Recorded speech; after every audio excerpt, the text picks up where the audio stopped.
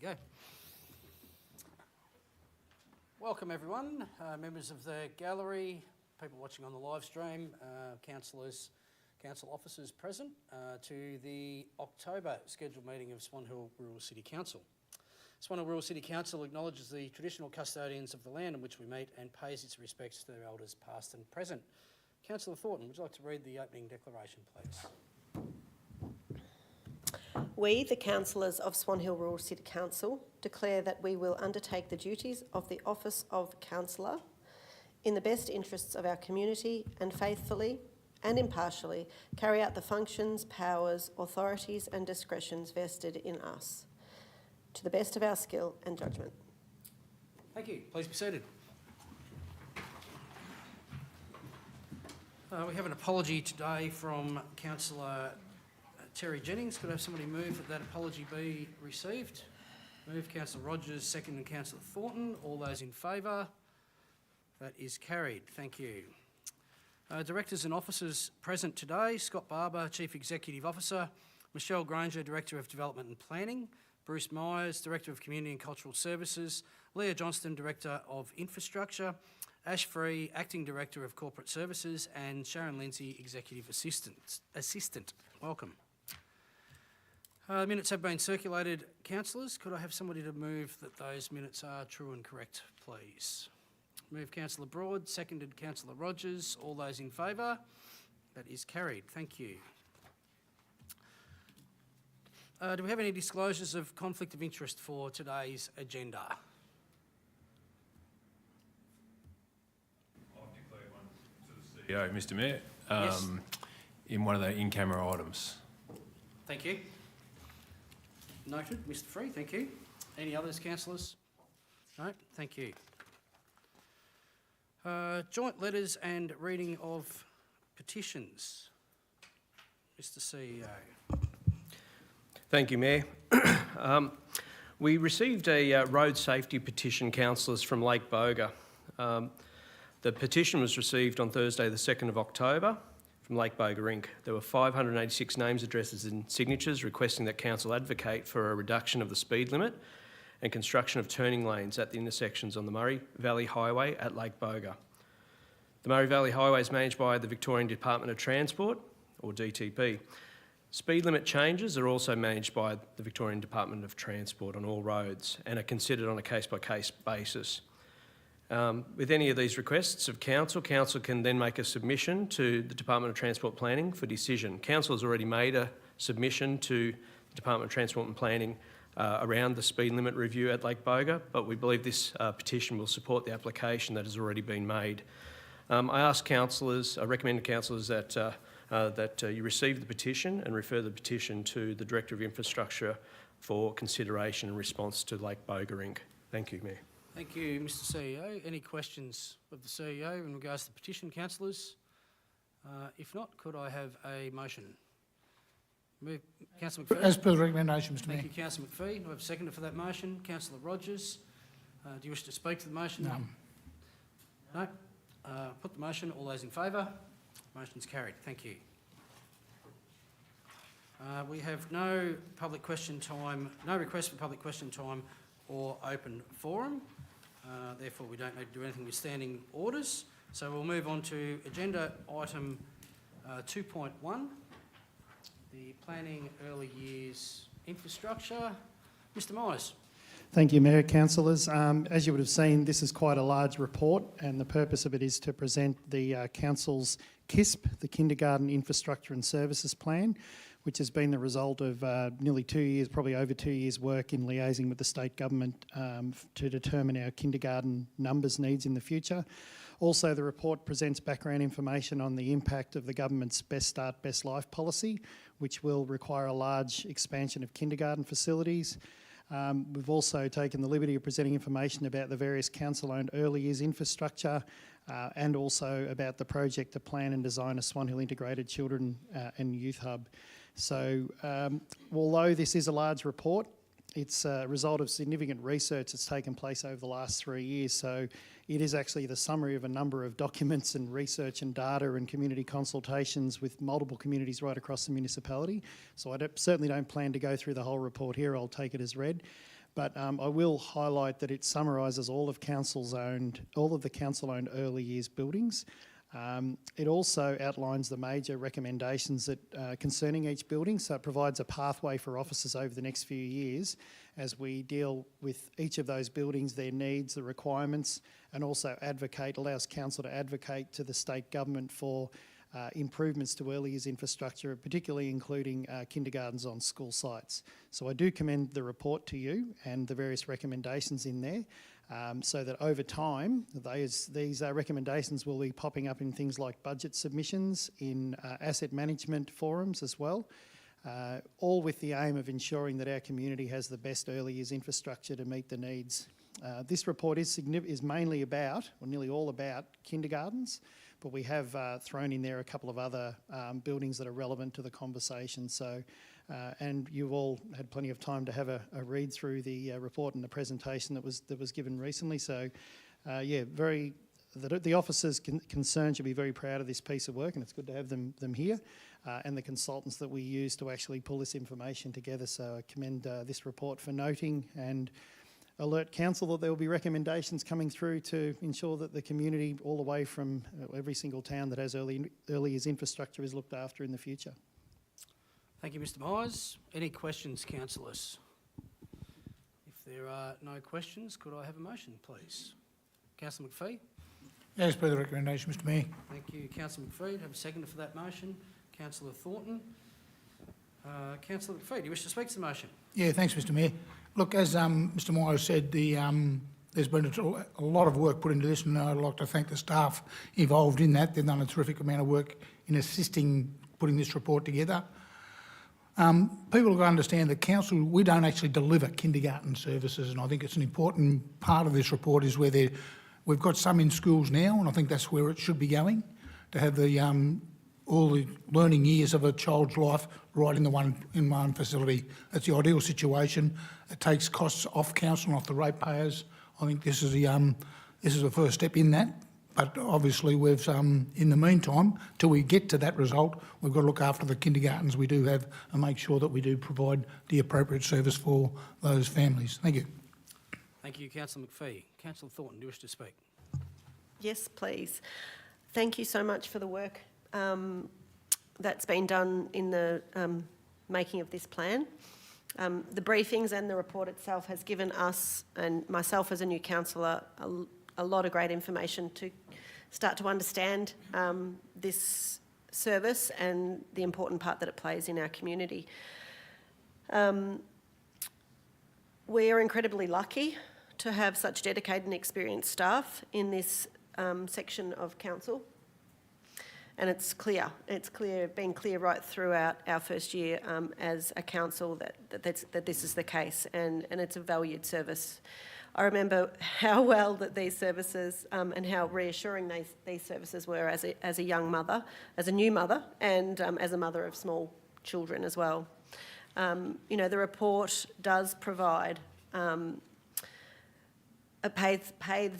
paves the way forward for us as a council and a community in early years and kindergarten services, and it's such a lot of work. So I just commend this report to our community. Thank you, Councillor Thornton. Any other councillors wish to speak for or against the motion? If not, I will put the motion. All those in favour? Motion is carried. Thank you.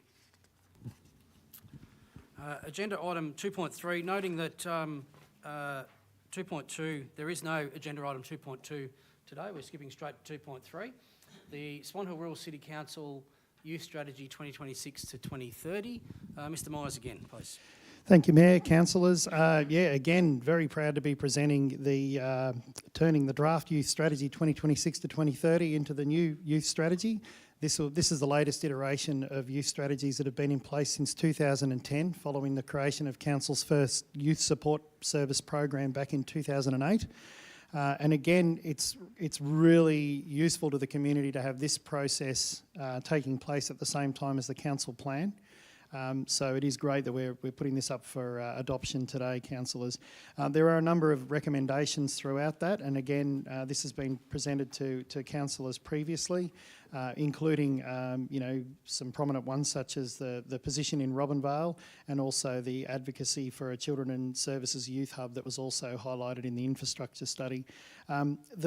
Basically, the strategy has 3 pillars, which also closely align with, they sort of take it to that next level of aligning with the council plan, particularly around young people having a voice and being supported.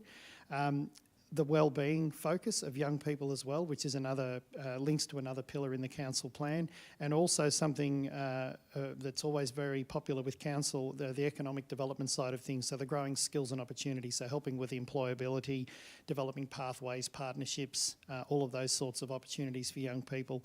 And obviously having that permanent role in Robinvale and a one-stop shop for young people and families down the track would be awesome. Lots of consultation took place in this. In previous youth strategies, we've had in excess of 700 or 800 surveys completed. This time we were nudging 500, about 472 surveys, and a number of listening posts and workshops. So very, very high level of community engagement, and not just with young people, with also parents and carers, education and agencies that support young people. So again, very pleased to be presenting this to Council for adoption as the 2026 to 2030 Swan Hill City Council Youth Strategy. Thank you, Mr Myers. Councillors, any questions? Councillor McPhee. Yeah, thanks, Mr Mayor. You mentioned about the consultation, Mr Myers. The qualitative approaches, one-on-one consultations, 10 plus. What do you mean 10 plus, and who were they with? Oh, I didn't, through you, Mayor, to Councillor McPhee, I didn't think I would actually get that question, but I'm more than happy to defer to Will Burns, who, if you would like to step forward, our Senior Youth Officer. Thanks for the question, Mayor McPhee. Councillor McPhee. So the 10 plus, that's through our consultants. So I'm not sure about the exact number, but that was with the consultants having one-on-one time with educators or service provider. And it was just to develop the current state. So to hear from the services before we began community consultations, just to hear about what some of the gaps were in youth service delivery and what could be needed as well. Thank you. And one further question, Mr Mayor. Throughout the strategy, it actually highlights service gaps and how we can, and what we can fill these gaps. What are we doing to highlight these with other government agencies so we don't have to fill them? Yeah, through you, Mayor, to Councillor McPhee, that's part of the ongoing role of everything we do, where we have services that are impacted by state or federal government or other agencies. Obviously, through our youth support officer that you've just met, being involved with organisations such as YACVIC and other peak bodies that can actually advocate, similarly as council would advocate through the MAV and other agencies like that for higher level statewide council issues. There are a number of peak bodies that we advocate to. So often the data that our teams collect in actually filling some of these gaps is what we try to utilise to get funding into other services or our own services to meet those gaps. Thank you.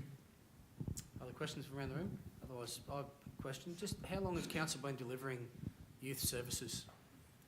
Officially through you to you, Mr Mayor, 2008, I believe, was the first year that we set up a youth program with one officer who had formerly been a drought support officer. And that was highlighted through, I think, the process of developing that particular year's council plan. That's why it's been very important to have a strategy, because the strategy is the pillars within the strategy and the actions in it actually define each year's work program, which then helps build the actual budget. And also, it's been a very proactive service in chasing external grants and funding. So I think our team peaked at 5 people, with 3 of those being funded from external resources. So we don't want that to change. We will continue to seek funding and external resources. But yeah, so since 2008, we've had a formal youth program. Okay, thank you. Mr Mayor, another question. Just one other question, Mr Myers. In relation to other councils tend to have a youth council, we have never had one. Why? Through the Mayor to yourself, we actually do have a youth council. It's just not a formalised with a large C council. So it's a representative group of young people that do provide input through, but are not without the processes of election.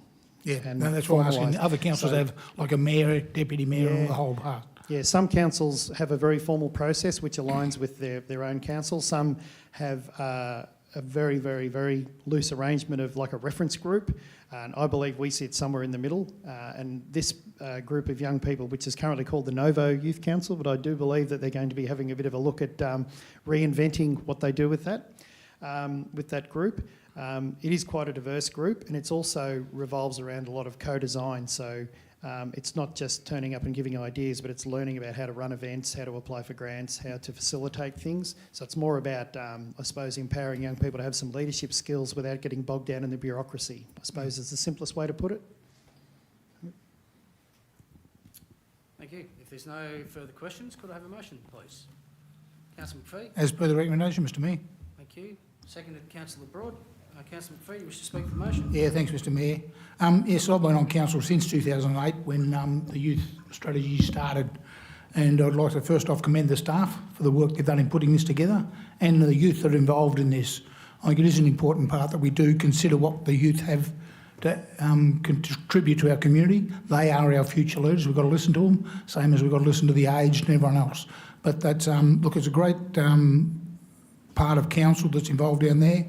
And my understanding of why they've never had a formal council, I don't think that's the youth themselves don't want that formality. They're happy with the process they've got at the moment. And that's what I talk to other councils when they say, oh, we've got a youth council, what do you do? I say, well, we've got a council, but not such as a mayor. They do the same thing. So it's important to listen to what the youth want. We shouldn't be telling them that they need to have a mayor and deputy mayor. If they don't want to do that process, they shouldn't do that process. That's part of this whole strategy, is listening to them. And so once again, just thank the staff for putting this strategy together. Thank you. Thank you, Councillor McPhee. Councillor Broad, do you wish to speak? Yes, Mr Mayor, thank you. Firstly, well done to all those involved. As a young person in the municipality, it's a great read. It's a really good read. Consultants have done well. There's obviously lots of consultation. I'm very confident that it's a strategy by young people for young people. In the report, the last dot point of young people have explained what matters to them, a real say in shaping their community. And as a young person, that's excellent to read. And I think strategies like this put some solid plans in place to have that happen. So again, well done. It's a great read and really looking forward to the next few years of this. Thank you, Councillor Broad. Does anybody wish to speak against the motion? Any other speakers for the motion? Councillor Thornton?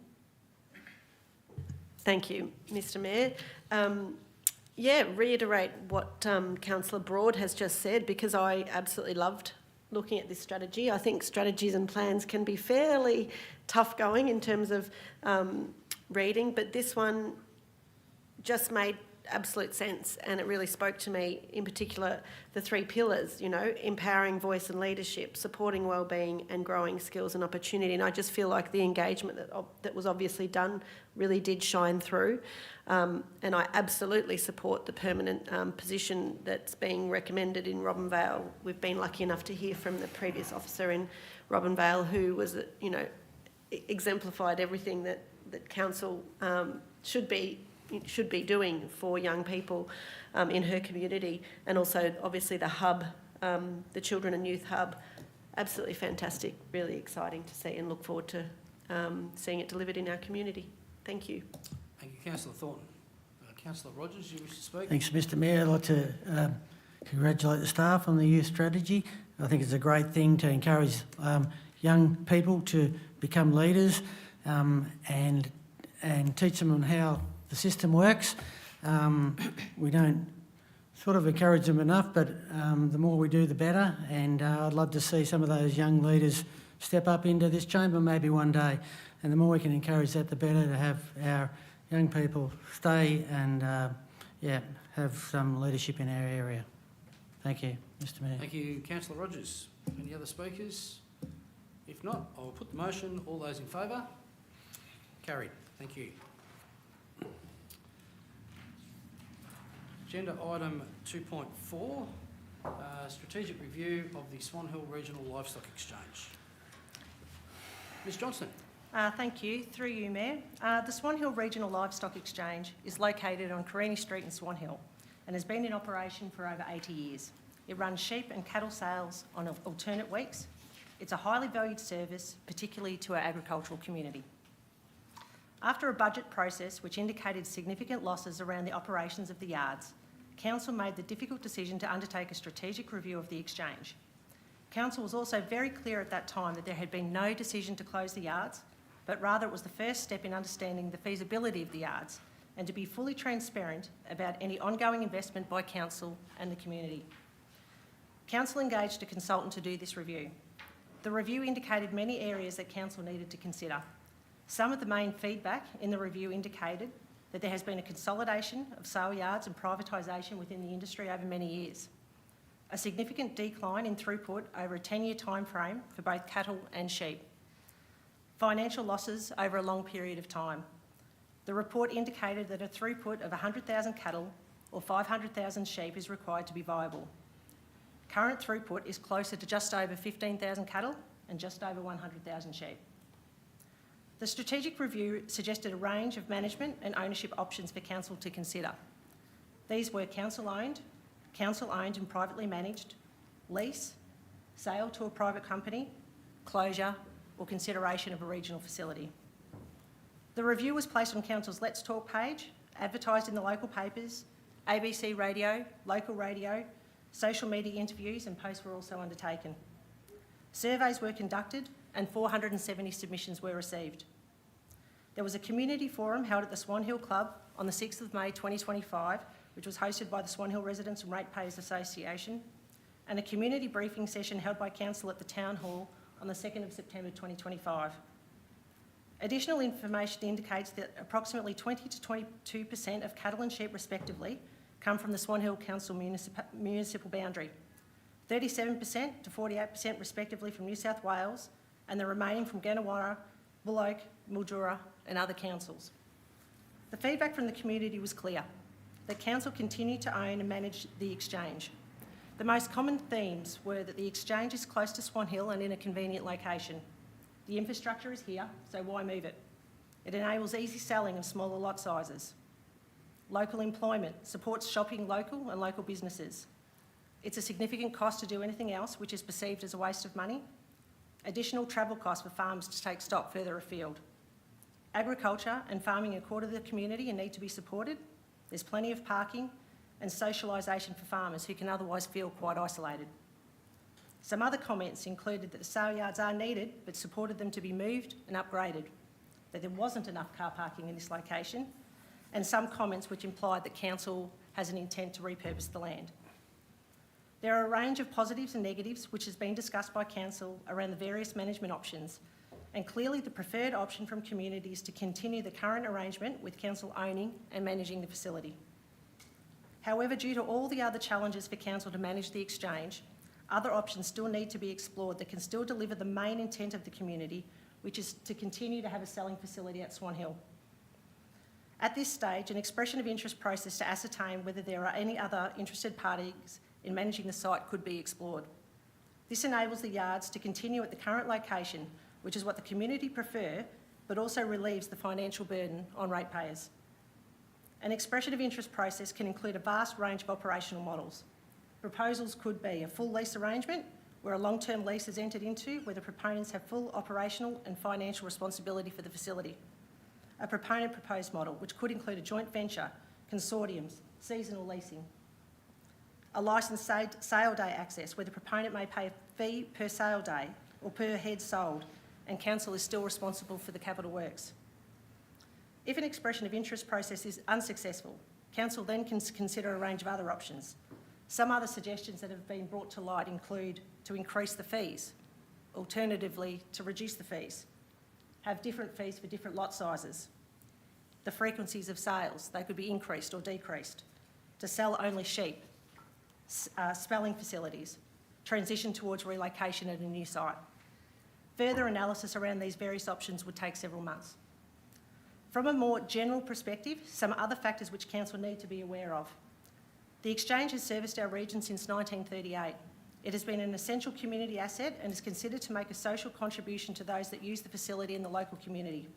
It improves social connection and it is believed to have mental health benefits for those that would otherwise have limited reasons to come to town. Other social issues that can arise and impact community is the smell, dust, noise and traffic issues. It has been very difficult to ascertain the economic benefit of the sale yards on the broader community. Spend map data does not seem to indicate additional spending on a sale day. However, this data only captures the use of card purchases, not larger sales and or cash sales. It is suggested that these alternate spends are significant in the Swan Hill Township, predominantly because of the sale yards activity. Staff matters for council has also been a real challenge. It is a high-stress environment and recruitment has proven to be near impossible. The private sector may have more success in this area than council. Councillors, there has been a significant amount of time undertaking the review and community engagement regarding the exchange. The options to move forward include to undertake an expression of interest process, to undertake further strategic work as outlined, or to continue to operate the exchange under council management and ownership.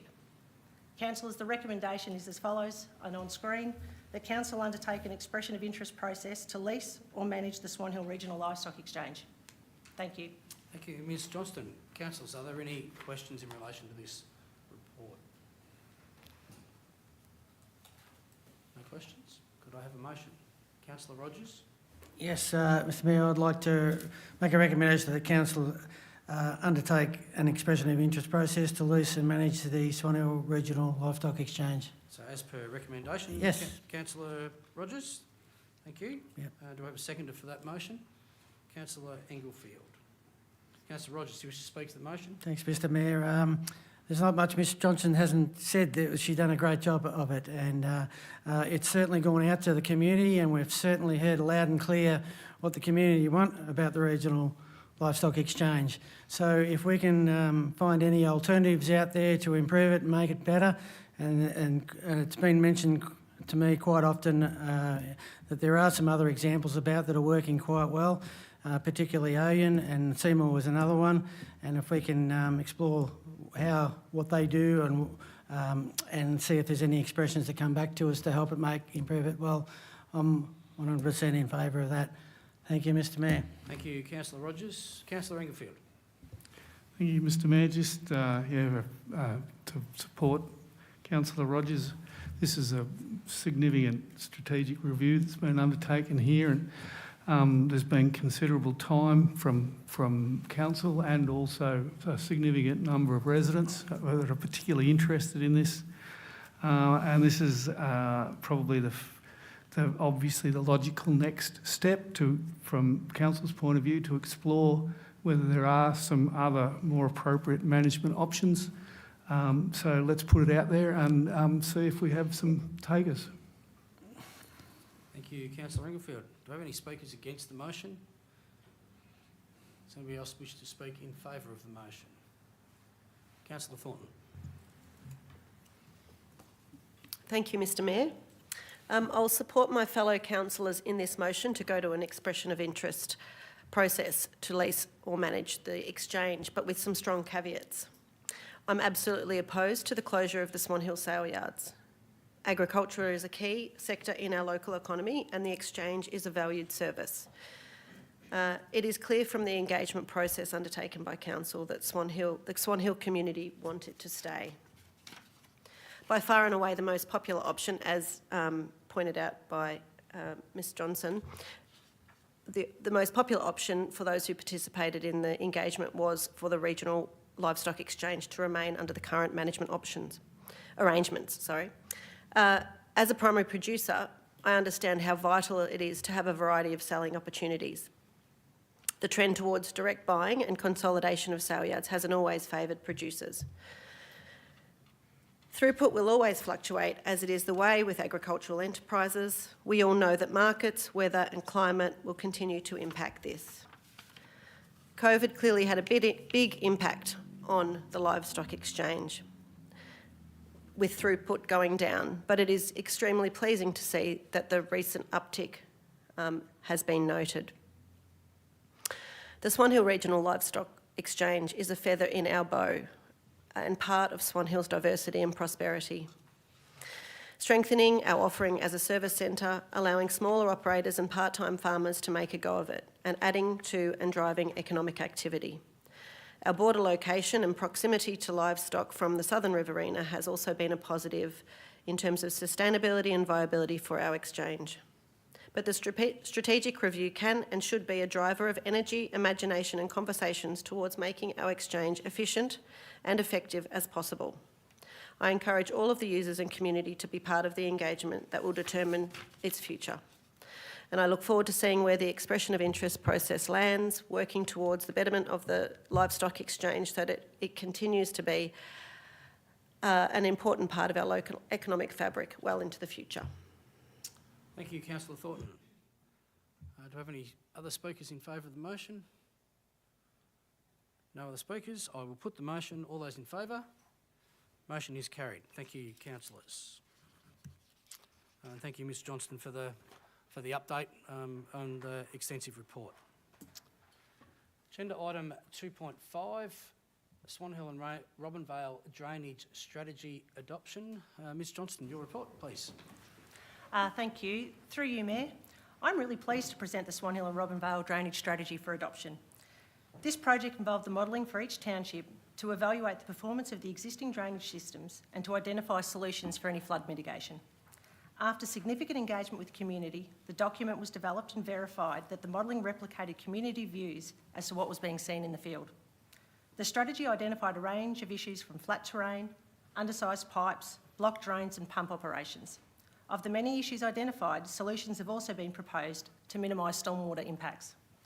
The final draft strategy was then placed on public exhibition for a period of 5 weeks. 3 submissions were received. The main issues raised in the submissions included references to the number 9 channel, maintenance and understanding of swale drains, drainage schemes, water-sensitive urban design, wetlands, water harvesting, and questions around specific locations.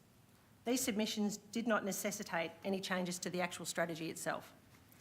Once Council adopts the strategy, officers can then commence the more detailed scoping and design to be initiated. Due to the nature and possible costs of these projects, the program will extend over many years. I would like to thank everyone involved with the development of the strategy, and I recommend to councillors, as per the resolution, that Council adopt the Swan Hill and Robinvale Drainage Strategy without amendment, and to thank and provide appropriate responses to all submitters for their submissions. Thank you.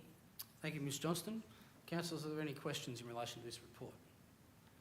None from around the table. I have a couple. Ms Johnston, in relation to the submission from Chris Jeffrey on behalf of the Williams Road Syndicate, the comment around swale drains, maintenance between council and landowners, my question is, what do council do to educate the public and or real estate agents so that owners and buyers of these types of properties with swale drains out the front are aware of their drainage obligations?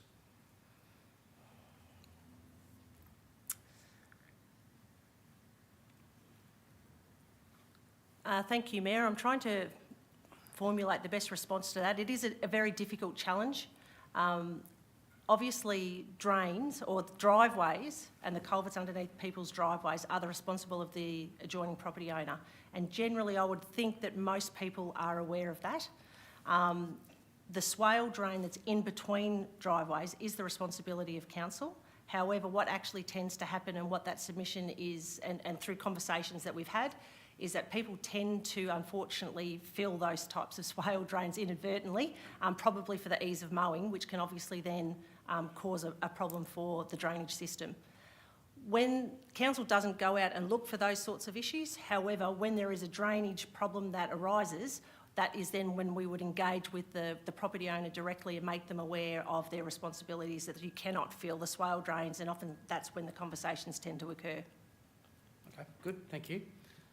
In relation to the submission number 2, around the DECA advising that their Crown land cannot be used for a primary water storage, only a secondary type storage.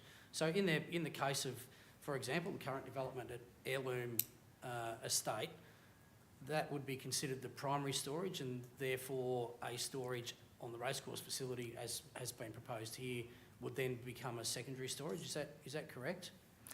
Yes, thank you, Mayor. That's exactly the correct interpretation. So with any development that occurs, that development needs to manage the stormwater associated with that development. That is the primary storage.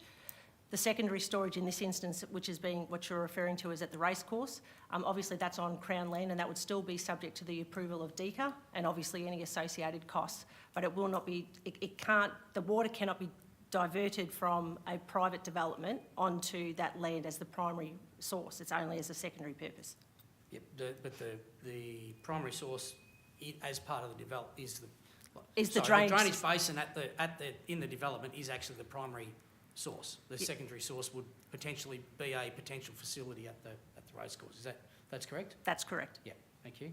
And my last question, which was from submitter number 3, I think. In regards to the number 9, and you mentioned the number 9 channel, the former number 9 channel in your report, and the response says that the old channel could be considered for passive recreation, is currently being investigated for such uses.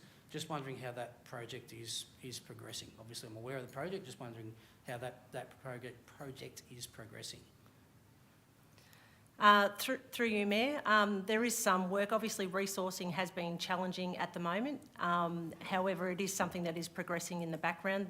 The first part of that process is quite legalistic in regards to the different ownership of land throughout the number 9 channel. It ranges from private ownership to council to Crown through to different service authorities. So the first piece of work is quite legalistic that needs to be resolved.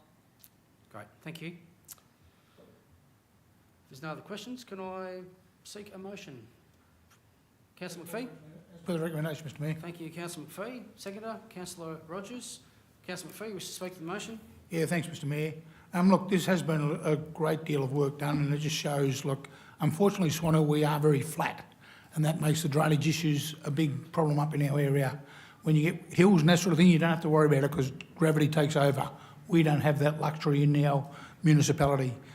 So this is a great bit of work for our future development of both Swan Hill and Robinvale. And it's important that we do know what's coming forward for the continued growth in both those larger cities of our municipality and what needs doing.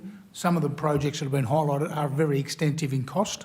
They haven't been costed right down, as Ms Johnson has said. There's got to be design works done to them at an appropriate time and when we've got the money to do it. But it just shows this council and future councils, we're going to need to be putting money away to ensure that we can get this drainage done properly into the future for the development of our big towns within our municipality to ensure that we don't have any issues with flooding. Thank you, Mr Mayor. Thank you, Councillor McPhee. Councillor Rogers, do you wish to speak to the motion? Thanks, Mr Mayor. Yep, drainage is very important with our new developments and our existing developments, and if we can avoid people having the inconvenience of having their houses flooded, then it's very important to do that. Yep, good thing. Well done, thank you. Thank you, Councillor Rogers. Are there any speakers against the motion? Does anybody else wish to speak in favour of the motion? If not, I'll put the motion. All those in favour? Motion is carried. Thank you. And Ms Johnson and your engineering team, thank you for all the work that has been done. There's a very valuable piece of work, and having seen some of the live modelling, it's exciting to know that any drainage work that gets done, particularly in Swan Hill and Robinvale at this point in time, can be done strategically and not done willy-nilly. So thanks to your team for pulling all this work together, and look forward to delivering many drainage projects in the future. Agenda item 2.6, on-site wastewater management plan 2025 to 2030. Ms Granger. Thank you, Mayor. Council, today we're presenting to you the on-site wastewater management plan from 2025 to 2030. This is a requirement that we have a plan like the council plan and strategic asset management plans. This is a requirement under the EPA legislation, and what we've done is prepare a new on-site waste management plan for you. It identifies our current responsibilities, practices, procedures and obligations. So we issue the permits for septic tanks and wastewater treatment plants. It identifies and prioritises the main environmental risks and public health risks posed by wastewater.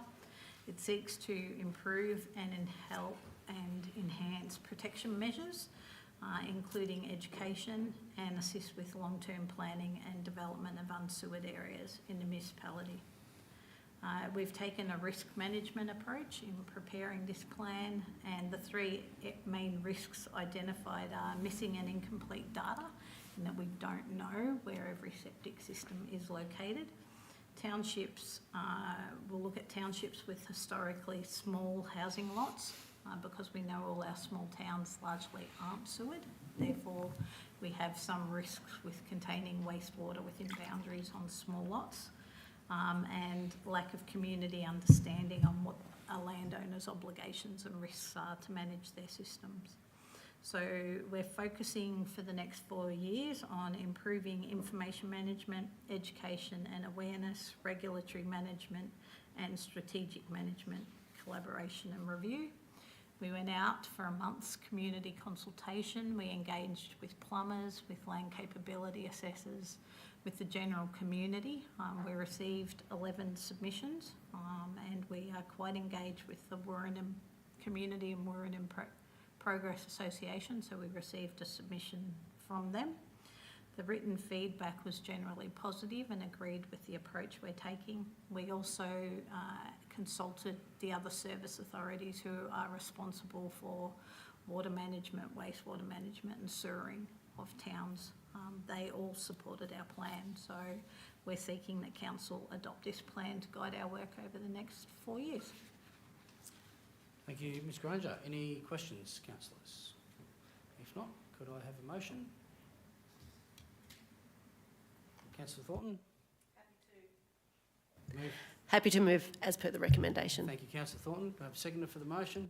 Councillor Englefield. Councillor Thornton, do you wish to speak to the motion? Yes, I will, thank you.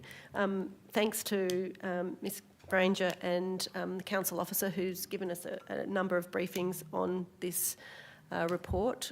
And it's good to see that we're meeting our obligations, and the engagement that was undertaken, largely supportive of our strategy. It's an important piece of work, because we do have those many small towns that aren't sewered, and it's a considerable issue, I guess, in our long-term development as a municipality, and how those smaller towns and villages fit into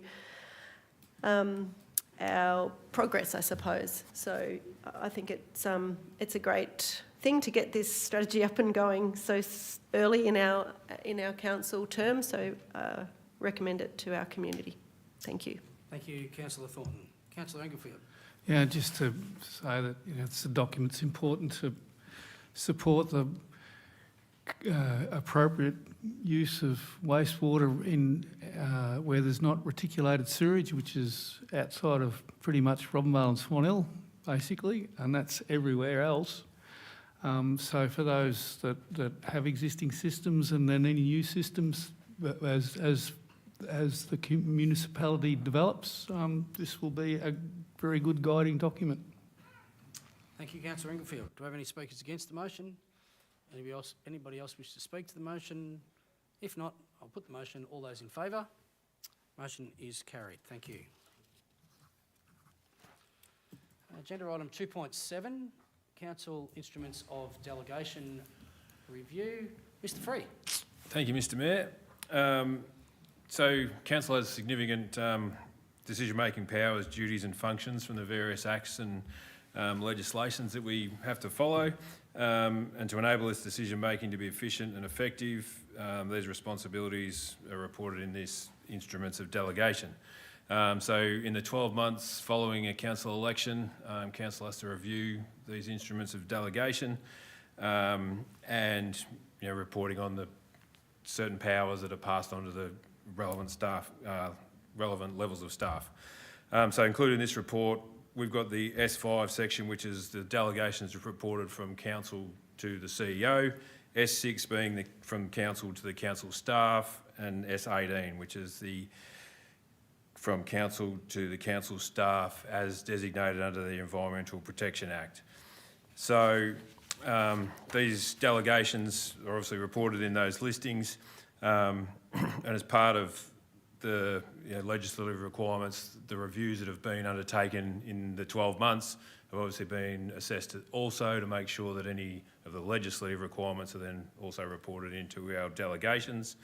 So we've reviewed the delegations from the previously adopted list.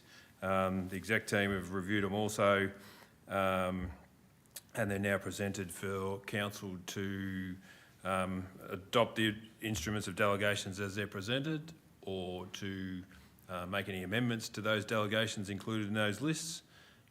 So it's the recommendation from us that council adopt the instruments of delegation as presented for the various tasks. Thank you, Mr. Free. Any questions, councillors? Councillor McPhee? Yeah, thanks, Mr. Free. Just in relation to the updating the delegations, most delegations are delegated, but when they, and especially in relation to planning, when there's an objection to it, that still comes to council for council to make the decision. We haven't delegated that authority out. That is my understanding, yes. Yeah. I assume so. I read it the same. I didn't think it had changed, but yeah. Yeah, no, it hasn't changed, and it's part of our operation more so than our delegations to ensure anything that's controversial comes to council. Actually, I thought it was in the delegations. I thought that and I missed that particular point, but in the years I've been on here, under the delegations, whenever there's an objection to it, it always comes to council. I thought that was a delegation, but if it's operational, as long as they do happen that way, that's all that matters. Thank you. Thank you, Councillor McPhee. Any other questions, councillors? If not, could I have a motion? Councillor McPhee? As per the recommendation, Mr. Mayor. Thank you. Seconder? Councillor Thornton, thank you. You wish to speak to the motion, Councillor McPhee? Just quickly, Mr. Mayor, if we didn't delegate all these functions, we would be here every day, 7 days a week, 24 hours a day, trying to do it. It's just to make council run smoothly without councillors getting in the way. Thank you, Mr. Mayor. Thank you, Councillor McPhee. I think 24/7 might be a bit of an exaggeration, but thank you, Councillor McPhee, for your words. Councillor Thornton, nothing to add? Any speakers against the motion? Any other speakers in favour of the motion? If not, I'll put the motion. All those in favour? Motion is carried. Thank you. And I agree with Councillor McPhee, it does enable the smooth running and operation of the council function. Thank you. Item 2.8, update on proposed sale of Annuello Hall. Mr. Free. Thank you, Mr. Mayor. So this is following a report to council in June 2004 and a resolution following that meeting. So that was around the proposal to prepare to sell the Annuello Hall. So the resolution at that point in time was to give an intention to sell the land at 3018 Robinvale Sea Lake Road, being the Annuello Hall. Authorise council officers to undertake an expression of interest for the process of sale, and then following that, the matter be brought back to council for determination if submissions opposing the sale were received, and then there was a condition on that property that the site was to be used as a public hall. So if there was any expressions of interest, council would then look to remove the condition on the title that that property can only be used as a public hall. So following that resolution, council officers then started this process, and the first point of call, I suppose, was a bit of a community meeting, of which they were then instructed just to look into the actual structure of the ownership of that land, I suppose.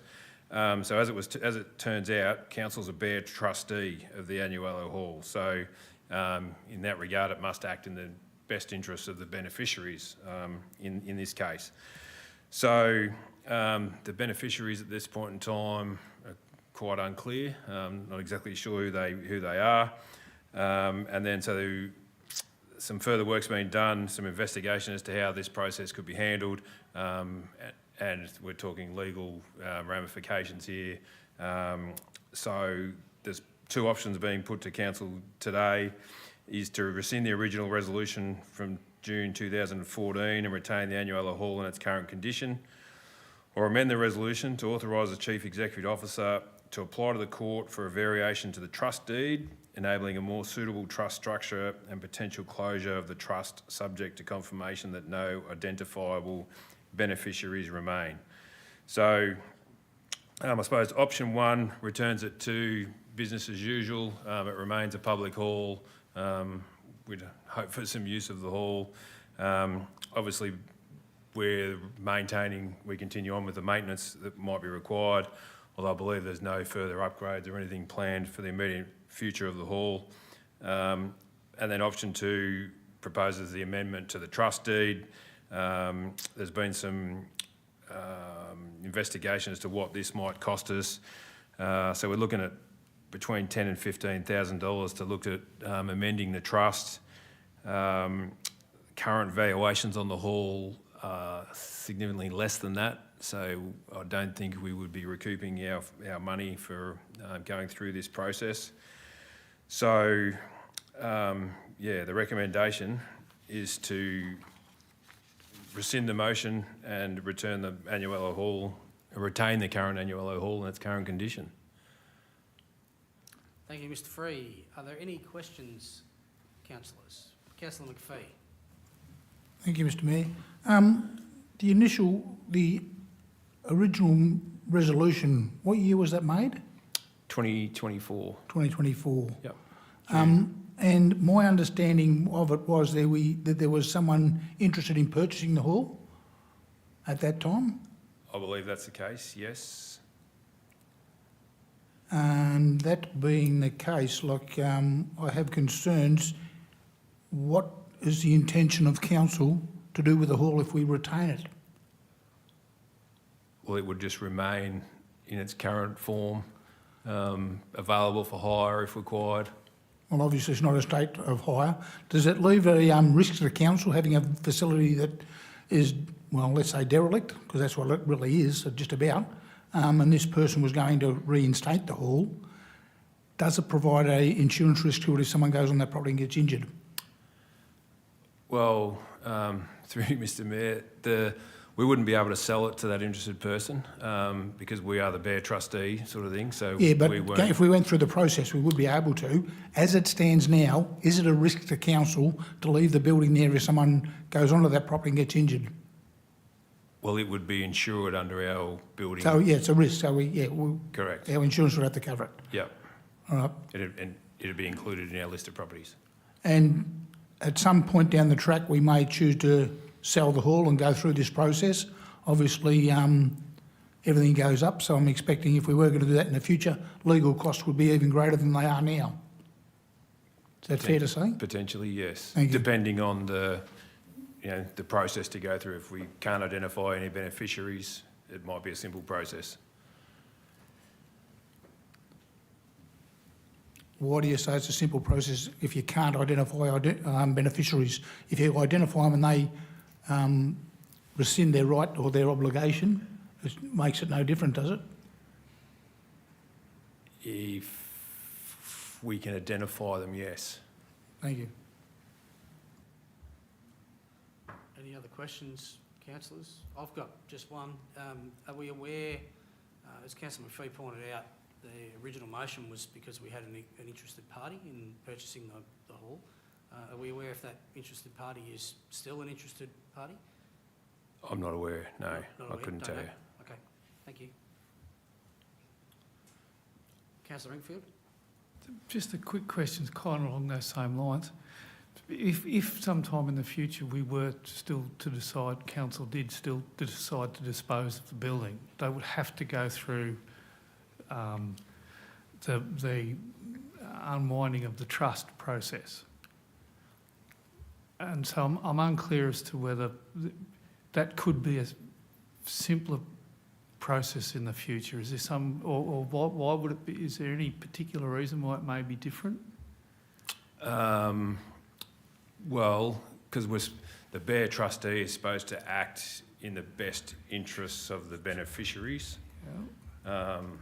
So I suppose without knowing who the beneficiaries are and what would they consider their best interests, that might create the legal issue that needs to be followed up via the court, I would imagine.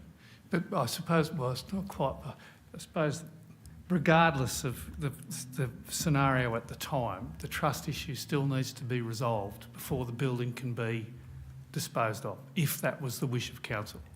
Correct. So whether we did that now or in the future, 5 years in the track, we're still going to have a cost. A cost. Yes. Yes. Yeah. My understanding too, though, is the sale of the hall still had that property still had the public hall use only, so it wasn't able to be used as a residential facility also. So I've got a feeling that the interested party lost a bit of interest once that was discovered. So would that require, possibly a question for Ms Granger, would that require a rezoning or a permit for a change of use? What would that require? It's probably going to require a discussion with DECA, who are the Crown Land Managers, to remove the reservation. You could keep it in a farming zone, and it would need definitely probably a planning permit if it's going to be converted into a dwelling, building permits and septic tank permits. Okay, thank you. Just adding to it, Mr Mayor. Oh, yes. Just included in the report here, it's got the Crown grant for the property includes a restriction that limits its use exclusively to a public hall.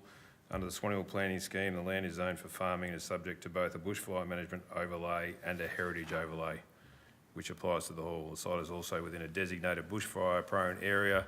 Due to these planning controls, a residential development on the site is likely to be prohibited. Okay, thank you. Councillor Rogers, do you have a question? Yeah, my question is probably, Ms Granger, could that area be used as a rest area? I think it's Vic Roads that goes past it, but could it be used as a rest area for people to pull up and have a sleep and rest and then continue on their journey to Swan Hill?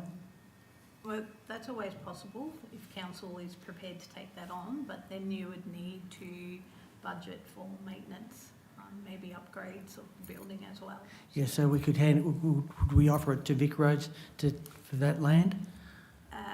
Again, I think you would need to analyse what's happening with the Crown grant Yep. or the gazettal. Yep.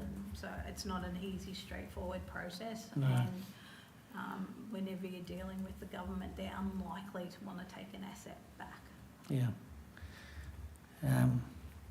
I think so. I think the Do you have a question, further question? yeah. Well, do we have any statistics on the amount of fatalities that we have from that area down through to Swan Hill, the car accidents on that road? Or I'm not aware of any statistics No. on that. no? Okay. Thank you. Righto, Councillor McPhee, another question? Yeah, another question. Thank you. Just in relation, we have sold other halls in the past and people have reinvigorated them to be used as halls. That's correct, isn't it, Treaty Municipality? I'm not aware of any. I'm sure we have, but The I can't think of any. Chinky Hall, Warraneen, maybe. Median, Chinky. Chinky. Yep, there's been a few. All right, and just in relation to, yeah, that'll do. Thank you.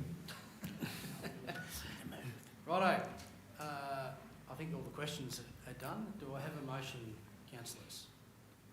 Councillor Rogers? Yes, I'd like to move the recommendation as noted. As per recommendation? Yes. Do I have a seconder for that motion? Councillor Inglefield? Councillor Rogers, do you wish to speak to the motion? Yes, I think there's a fair bit of uncertainty there, and I think there's a few options that can be considered in the future, and I think if we need to give it a bit more time and let them pop up. I think there's a lot of heritage there in that hall, in that area, and I'd hate to see a change happen without further exploring those options down the track. So it gives us more time. Thank you, Councillor Thank Rogers. Councillor Inglefield, do you wish to speak to the motion? Yeah, I'd support the motion just on the fact that I think what's arisen in the investigation of the potential sale of this site, particularly around the Bear Trust, will require some more consideration. Thank you, Councillor Inglefield. Do I have any speakers against the motion? Councillor McPhee. Yeah, thanks, Mr Mayor. Look, as mentioned before, when this motion was first put forward, it's a shame council was unaware that these conditions applied at the time. But we did have an interested party wanting to buy the hall. There are other halls within our municipality that have been bought and have been done up and reinvented and are used as halls. They lease them out to the community. All we're doing is sitting on our hands doing nothing, just leaving it as is. Down the track, we're going to have to go through this same process again. And as everything in this life, things go up. The cost is going to get more and more involved to do it. Let's bite the bullet and do it now while it's only around figures around the $25,000. Leave it go for 5 years, it might be twice that, councillors. So I say go ahead and let's do the process and see if we can go through the trust deed and vary that. Thank you. Thank you, Councillor McPhee. Do we have any speakers in favour of the motion? Have any other speakers against the motion? If not, sorry, Councillor Rogers, you have the right of reply because there was a speaker against the motion. If you wish to exercise your right of reply.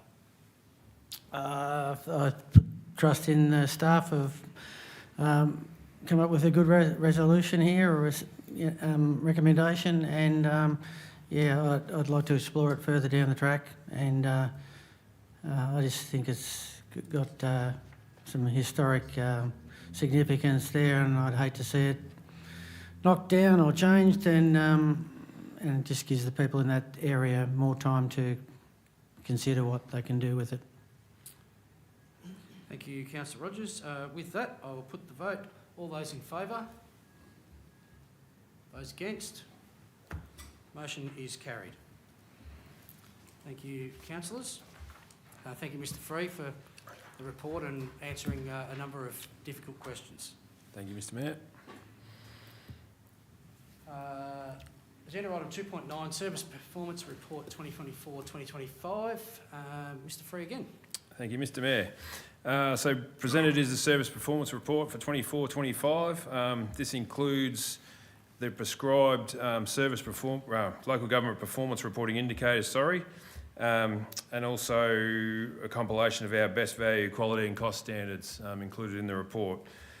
The local government performance reporting framework, obviously it's legislated as part of our Local Government Act. The best value, quality and cost standards were previously, they were repealed in 2001 following the review of the Local Government Act, but our councils continued to maintain those quality and cost standards and report on the results. I suppose since that time, the maintenance of those best value indicators determined by ourselves. Plenty of other councils have removed them and gone to other reporting best practice sort of stuff. So we've continued on with it. The results of which are presented here today, but also included in this report is a recommendation, I suppose, that we now move away from those old best value principles and create our own quarterly performance reporting framework that we would bring to council to celebrate our successes, give updates on our current practices and things like that. So you can sort of see from the report, reporting against the local government performance reporting framework, 93% of our indicators were within the expected range. So we've had some pretty good results as far as that's concerned. And as far as the best value indicators, you can see that 67% of the quality and cost indicators were achieved or exceeded. The details of which are included in the report, so I'll take them as read. I suppose some of the high-performing sections there, we've got our recreations, culture and leisure services, the transport services and the community amenity. So I suppose they're our front-facing items there that the public is seeing, so it's pleasing to have good results from those. And I suppose two of the lower ones, which are probably only going to be a blip, basically. We've got the Art Gallery and the Pioneer Settlement, so obviously they've been closed for a significant period of time. I would expect there'd be a significant bounce back from those. So I don't think that'd be of any great concern to the council here today. So yeah, the proposal in this report here is to be the last presentation of those best value indicators included in this report. And then attached to this report is the proposal that we'd look to be using going forward. So we continue to provide, we've always continued to provide the best value indicators, but commencing in 2026, we'd like to bring it into line with the better practice local government reporting side of stuff.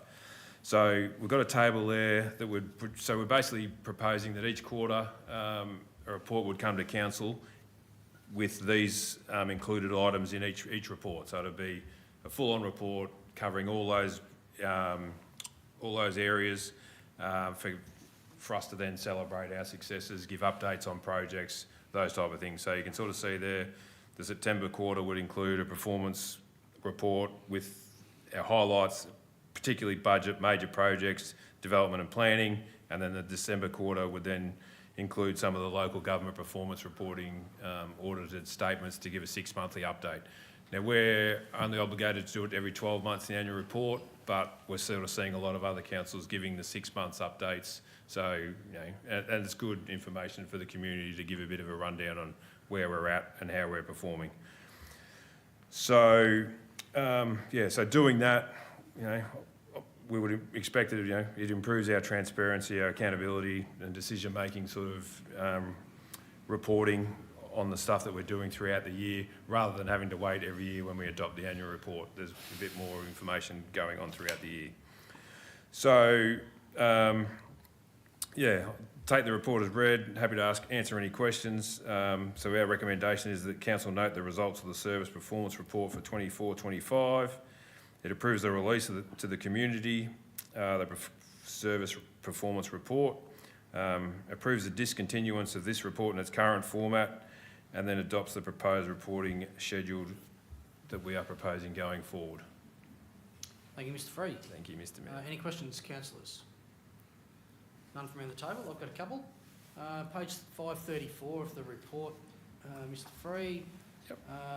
Economic development. Achieved population growth for the municipality at a target of 0.1%. We achieved 0%.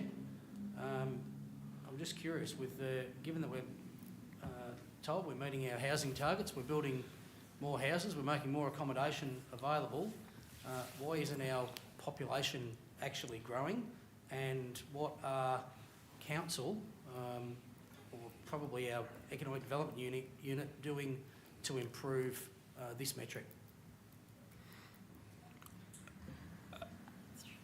Through you, Mayor. Ms. Granger?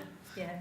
So population is a hard statistic to get in between census periods. So we are in between the census period at the moment, and we would be hoping after next year's census, about a year later, we'll see that the statistics will have changed. As you're aware, our economic development unit is doing a lot of work in the housing space, trying to encourage more people to be able to come and live in Swan Hill, because we have housing availability and we know that's a current challenge. So if we're waiting, for a follow-up question, if we're waiting for census data, how did we measure it in the preceding two financial years, given that we're now 4 years, I think, since I think the next census is due next year. So how did we measure that in those previous two financial years? I would need to take that on notice. I can't answer that. Okay, thank you. Mr. Seah? Yeah, there's the ABS releases an estimated population figure each year. It's estimated, but that's what we'd usually look at, Mr. Mayor. Thank you. So at the moment they're estimating 0. That's based on the numbers we've got. Must in the be, report. yeah. Yep. And my other question, again, sorry for you, Ms. Granger. On page 536, regarding planning permits, etc. It talks about a less favourable result, continued use of consultants to support both strategic and statutory planning work. Why would we be including the cost of strategic work in this metric? when strategic work I would have thought would be outside of the scope of sort of day-to-day type planning work. Yeah, that is probably an oversight. It probably should have just been statutory planning statistics. So is the number based on statutory, or at the moment does it include the strategic stuff as well? Yeah, it would have been based on the statutory requirements because that's what we measure. We don't actually, it's very difficult to then assign a strategic number back to planning applications. Yep, okay, thank you. Page 539, this one's probably for the Director of Infrastructure. Curbside collection waste diverted from landfill, those figures have been pretty consistent for the last 3 financial years. What can we do to make a quantum shift in this area and actually get some significant improvement in that curbside waste diversion? Thank you. Through you, Mayor. Obviously, education campaigns, and considering there will be a waste strategy that will be coming to Council in the upcoming months, we will be talking about all of the various opportunities that we can do to achieve that. But certainly, as with the 4-bin service that is probably will be implemented in the future, there's opportunities associated with that, but certainly above and beyond that would be educational campaigns. Okay, thank you. Councillor McPhee. I have a couple of questions, Mr Mayor. The requirement to do this reporting that we're currently doing was repealed in 2021. Why has Council still continued to do it for the next 4 years? So through you, Mr Mayor, I believe it was Council went through and assessed the best value principles and elected to go with them. That's my understanding of it. There was, I suppose it was use those or come up with some kind of other service reporting metrics. So they'd served the purpose well previously, so they were continued on. Yeah, and one further question in relation to that. Do you know how many other councils since 2021 have continued this reporting, or have they just all dropped by the wayside? No, I couldn't tell you exactly how many are still doing it. No. All right, Sorry. and just one final question. The years I've been on, 2008 till 2021 when it was repealed, this council has been pretty consistent with the results that we've got in those performances yearly, from my understanding. Can you recall that as well, Mr Free? Yeah, my understanding is the results are always pretty consistent. So, and a lot of the targets, I suppose, were sort of pretty stagnant, I suppose you'd call it. So, yeah, whether there needed to be a bit of a shift there to give some loftier targets or not, maybe that should have been. Yeah, well, because council ourselves, we're the ones that set the targets. Yep. Yep, thank you. Thank you, Councillor McPhee. If there's no further questions, could I have a motion, please, councillors? Councillor McPhee? As per the recommendation, Mr Mayor. Thank you. Have a seconder for that motion. Councillor Thornton. Councillor McPhee, do you wish to speak to the motion?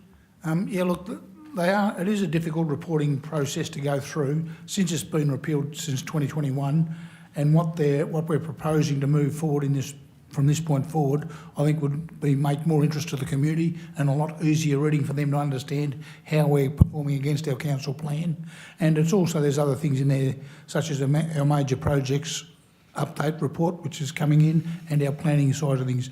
These are the things that people in the community really want to know. The staff themselves should be well over the other issues that are in there, which a lot of people, I'm sure, do not read. But I think that what we're proposing into the future is that's what the community want to hear and want to know how council are performing in those areas. I think it's more appropriate with this best practice way moving forward under the local government reporting. Thank you, Mr Mayor. Thank you, Councillor McPhee. Councillor Thornton, do you wish to speak?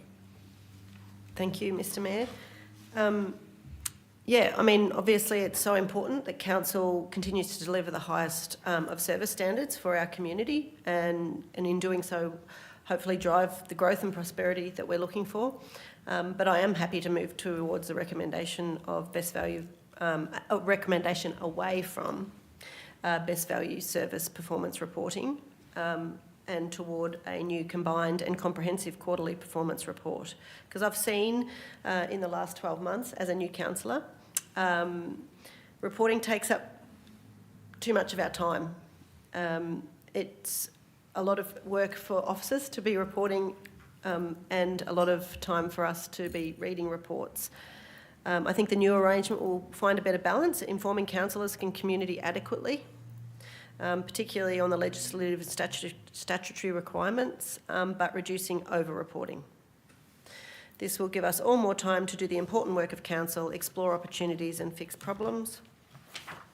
I will say that, but also then highlight too that it is concerning that 26% of standards were not achieved, but on the other hand, 93% were in the expected range, delivered in the expected range. So we have to set targets, and they are targets. They're not always going to be met. So that's, I guess, the role of us as councillors to continue to monitor it, and we will do that. But I think over-reporting is a problem. We want to get down to the work of doing things, not continuously reporting it. So with that, I thank you very much.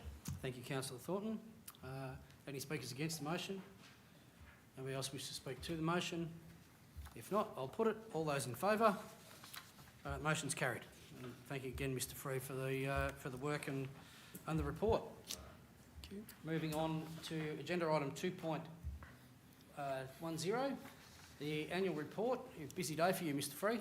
Thank you, Mr. Mayor. Thank you. So I've got great pleasure in presenting the annual report to Council here today. So obviously it's our chance to celebrate the successes and achievements for the year. It's a requirement of the Local Government Act that we have to report on it every financial year. Provides transparency and accountability in the delivery of services and performance against our strategic objectives, all of which are reported in the annual report. Basically, the annual report provides us information on the municipality, our advocacy campaigns that all took place throughout the year, delivers the highlights, the achievements that we've been able to get across.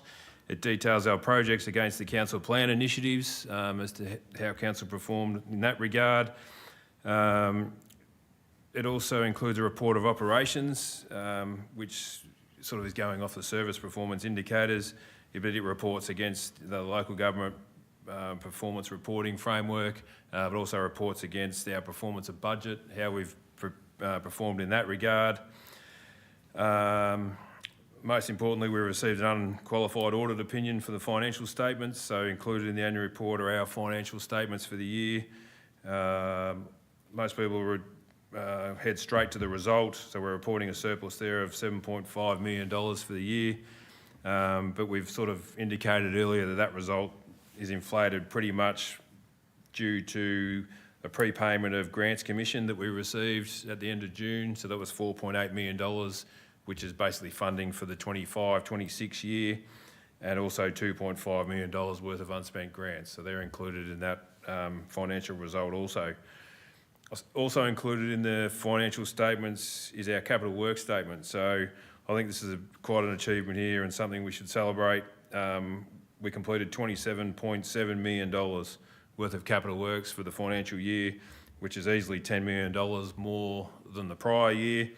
So I think that's a great reflection on council being able to generate grant funding and then being able to deliver the project. So I think that's quite a success that council's been able to achieve throughout the year. Also included is the acknowledgement of the councillors who departed during the financial year, so acknowledges their service to council, and then also includes the introduction of the new councillors onto council. And also throughout the document, we've also got our photography competition winners, so we've used their images throughout the document. They receive acknowledgement for the photos that they were able to provide us, so that's a good little piece for them also. So yeah, the report's presented here today.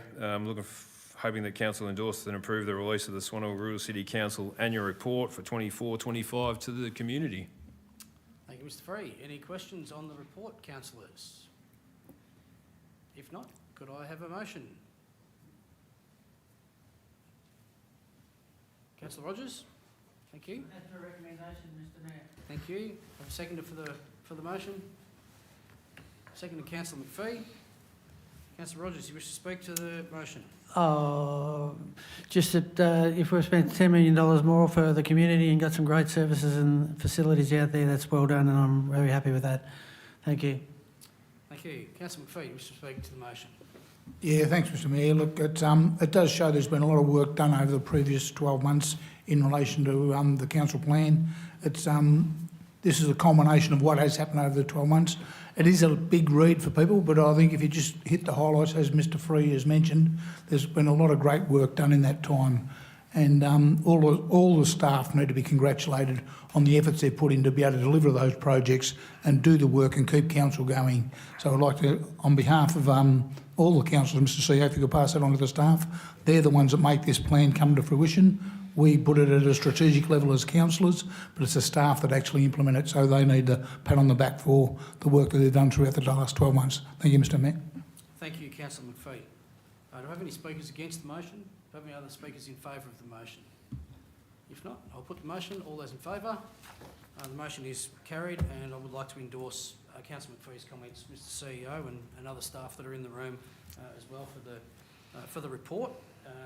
And looking forward, obviously, now to the new council plan and delivering on that as we march forward. Thank you. We'll now move on to section 3 of the agenda, officer reports for noting. 3.1, Audit and Risk Committee meeting minutes, 3rd of September 2025, which I note the actual detail of the minutes are in camera, in the in-camera agenda. So if there's any specific questions regarding those, I'll ask councillors to hold those to in camera. But Mr Free, was there anything you'd like to say?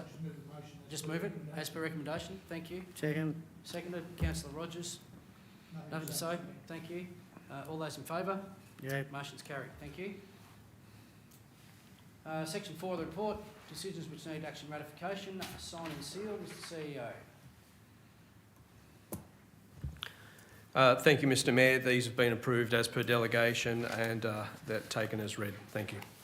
Thank you. Any questions on the sign and seal, councillors? If not, could I have a motion? Move Councillor Englefield, seconded Councillor McPhee. All those in favour?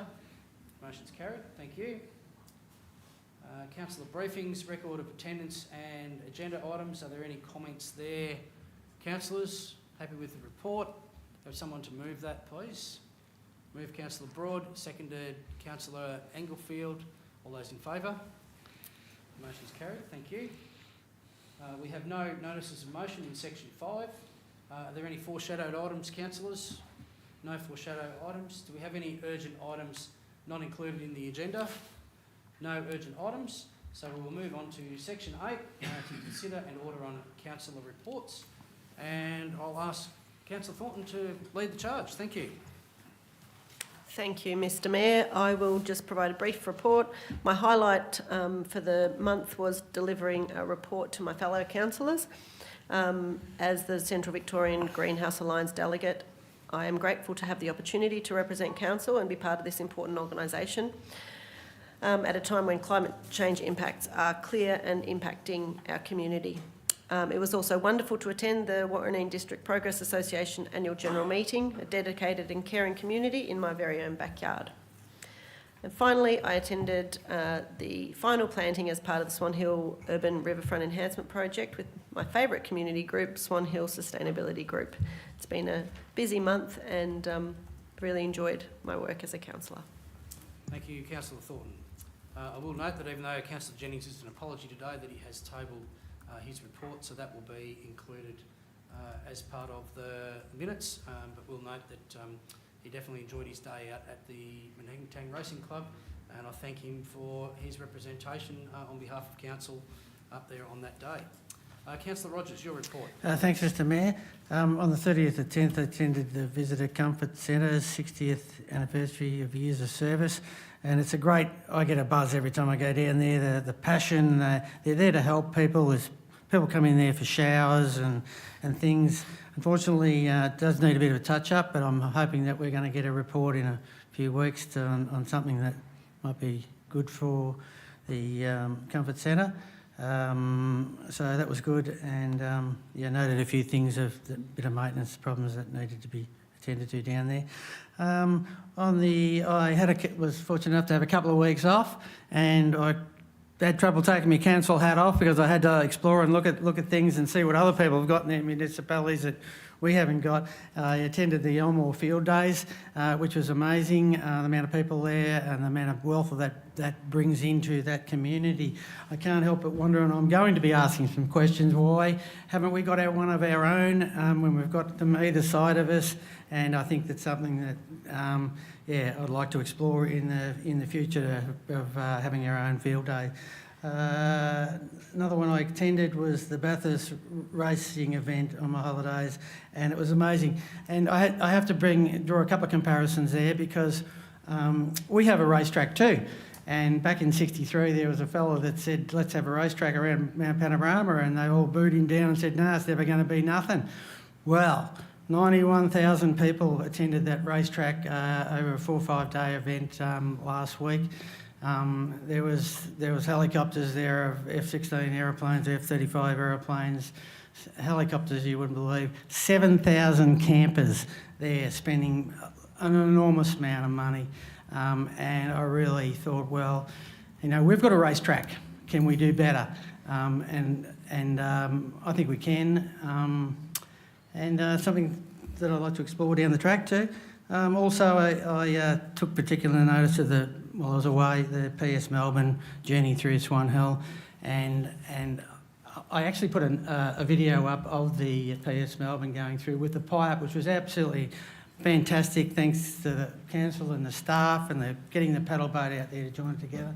I was blown away with the reviews. There was 26,400 views of that on Facebook, and it really, I have to sit back and ask questions. Are we doing everything we can do to market our paddle boats and our river? And I think we can. There's a lot of potential out there and a lot of interest in that. And I just wanted the council to note of how many views there was. 71 shares, a lot of interest, and it was really great to see that happen. And pity we couldn't have had her for a little bit longer and draw a few more people to our region, but hopefully we'll be able to, we'll learn from it. That's me, Mr. Mayor. Thank you, Councillor Rogers, and $1 per view for your Facebook page, mate. I'm guessing you're shouting dinner next time we go out. Yeah. Councillor Inglefield, your report. Well, I've had a pretty quiet, formal month, in fact, but doesn't get you away from all of the informal ear chewing that you get when you go down the street in Rombale. Thank you, Councillor Inglefield. Councillor McPhee. Thanks, Mr. Mayor. I was had a relatively quiet month as well. I was away for 2 weeks of it. But I did go to the state conference, the MAV run, and one of the areas looked at was how AI is being used in local government. And I think that's something we're obviously looking at it now, but other councils actually have got policies and things in place to make sure and ensure protection of data and it's used appropriately. It's a way of the future, but we've got to do it properly. Thanks, Mr. Mayor. Thank you, Councillor McPhee. Councillor Broad. Thanks, Mr. Mayor. I attended an open day at the Sunny TAFE with Councillor Jennings in his other role and had a tour of Sunny TAFE, and it was incredible to see how much was at Sunny TAFE. I've never been there. They've got a fantastic facility. Lots of people were there, lots of stalls. So well done to the team at Sunny TAFE in Swan Hill. Coldie with the Council was good. You see a bit of a gap between Coldie with the Council and the Swan Hill Link Members Night, and that was school holidays, so it has been a pretty good month. Attended the Anthony Koutafidis Members Night, the BizNet After Dark, and that was really good, so hats off to the team there. And the AGM at the Swan Hill Club last night for Swan Hill Link. And I will just say good luck to all Year 12s who are going to sit their exams soon.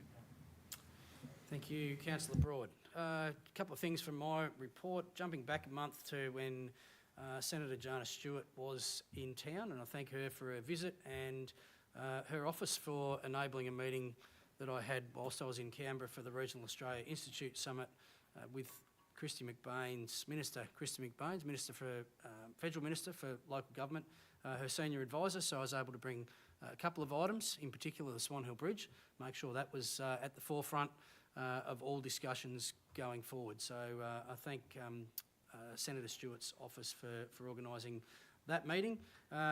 Meeting with Minister Harriet Shing in regard to the Housing Investment Trust proposal and seeking some state government contribution for that proposal, and along with other councillors, there's various other events, MAV, Swan Hill Link, etc. But alongside the visit of the PS Melbourne, coincided with the RACV Veteran Car Club's 70th anniversary, and there were some magnificent cars down there. It was great to be able to welcome a couple of hundred visitors to our municipality, and cars that are well over 100 years old and still going strong. And hard to believe how simple technology was back then. And the comments are often made, will the cars of today still be going in 100 years' time? And I guess none of us will be around to know, but my guess is probably not. But I guess we'll wait and see. So that's it for me for the month. Thank you very much. With that, councillors, that is the end of our ordinary items in the public view. And I will thank the public for your attendance today, those in the gallery and those watching on the live stream. We will be going in camera to deal with some items. When we come out of camera, there'll be no further business other than to close the meeting. So with that, could I have a motion, councillors, to move into camera? Moved Councillor Broad, seconded Councillor Rogers. All those in favour? That is carried.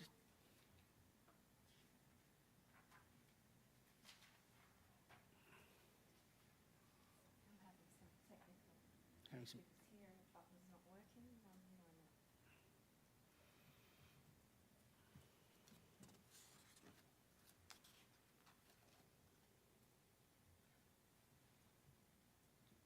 was waiting to go in and then we can. Otherwise, I need a separate motion, don't I, from adjournment?